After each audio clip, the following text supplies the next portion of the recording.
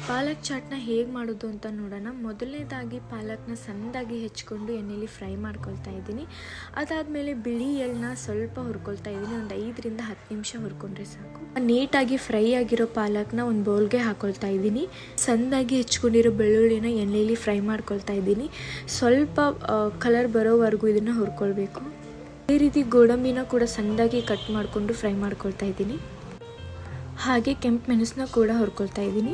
ಇವಾಗ ಹುರಿದಿರೋ ಬಿಳಿ ಎಳ್ಳನ್ನ ಬೌಲ್ಗೆ ಹಾಕ್ಕೊಂಡು ಇಲ್ಲಿ 1 ಚಮಚ ಜೀರಿಗೆ, 1 ಚಮಚ ಉಪ್ಪು, ಅಚ್ಚ ಖಾರದ ಪುಡಿ, 1 ಚಮಚ ಗರಂ ಮಸಾಲ ಎಲ್ಲವನ್ನು ನೀಟಾಗಿ ಕುಟ್ಕೊಳ್ತಾ ಇದ್ದೀನಿ. ಇವಾಗ ನಾವು ಮೊದಲೇ ಹುರಿದು ಇಟ್ಕೊಂಡಿರೋ ಕೆಂಪು ಮೆಣಸನ್ನ ಹಾಕ್ಕೊಂಡು ಕುಟ್ಕೊಳ್ಬೇಕು.